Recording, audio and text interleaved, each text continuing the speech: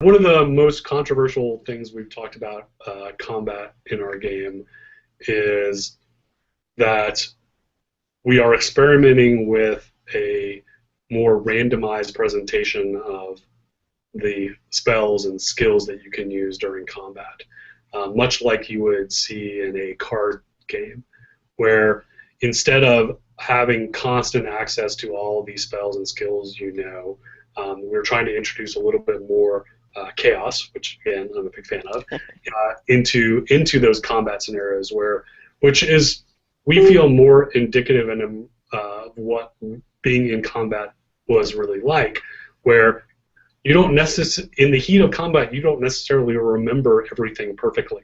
Right. You're just trying to survive, and so you're just trying to do the things that you practiced and learned.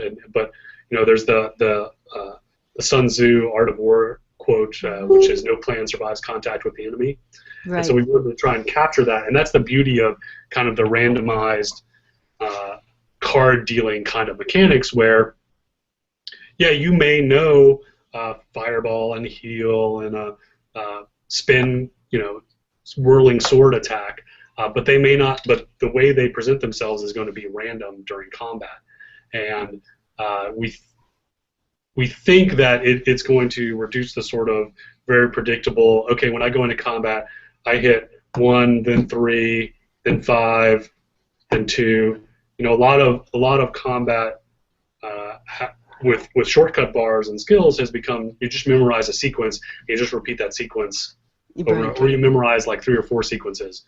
Mm-hmm. Now we're going to offset that randomness with your ability to build decks or custom lists of spells, where you can quote stack the deck, and you can say, well, I really want fireball to appear a lot, so I'm going to learn more than one fireball. So I'm going to learn that spell up to 5 times, and I'm going to build a deck that has all 5 of the fireballs in it.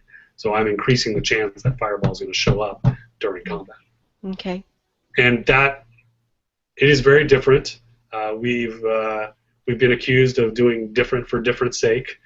We do, but we really do feel like it makes it a little more exciting. It makes it a little more unpredictable, and I think especially and it also it introduces the concept of a second chance in combat, where you may think all hope is lost, and then that one powerful spell that you need shows up.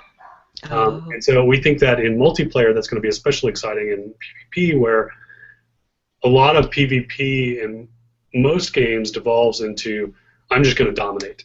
Like one player will get the upper hand, and then they will just dominate, and there's no hope that you'll ever come back.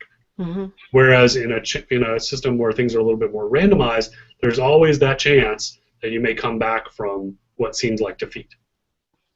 And so we think it makes it a little more exciting, but it is very different, and it will take a lot of use to. And we are going into it with eyes wide open.